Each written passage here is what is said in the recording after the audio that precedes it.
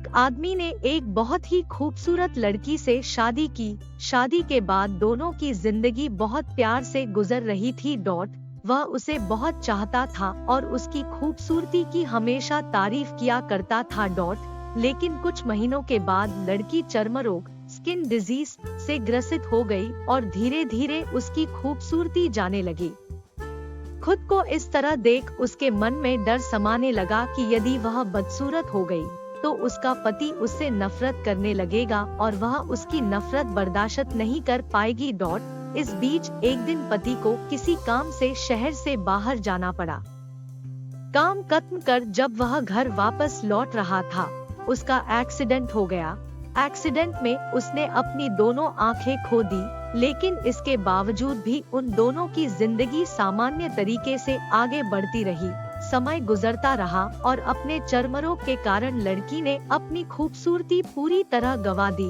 वह बदसूरत हो गई, लेकिन अंधे पति को इस बारे में कुछ भी पता नहीं था, इसलिए इसका उनके खुशहाल विवाहित जीवन पर कोई प्रभाव नहीं पड़ा। वह उसे उसी तरह प्यार करता रहा। एक दिन उस लड़की की मौत हो गई। पति अब अकेला हो गया था।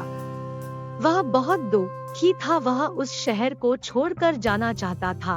उसने अंतिम संस्कार की सारी क्रियाविधि पूर्ण की और शहर छोड़कर जाने लगा। तभी एक आदमी ने पीछे से उसे पुकारा और पास आकर कहा, अब तुम बिना सहारे के अकेले कैसे चल पाओगे? इतने साल तो तुम्हारी पत्नी तुम्हारी मदद किया करती थी। पति ने जवाब दिया, दोस्त, मैं अंधा नहीं हूँ, मैं बस अंधा होने का नाटक कर रहा था, क्योंकि यदि मेरी पत्नी को पता चल जाता कि मैं उसकी बदसूरती देख सकता हूँ तो यह उसे उसके रोग से ज्यादा दर्द देता, इसलिए मैंने इतने साल अंधे होने का दिखावा किया। वह बहुत अच्छी पत्नी थी, मैं बस उसे खुश रखना चाहता था। सीख, खुश रहने के लिए हमें भी एक दूसरे की कमियों के प्रति आंखें बंद कर लेनी चाहिए और उन कमियों को नजरअंदाज कर देना चाहिए।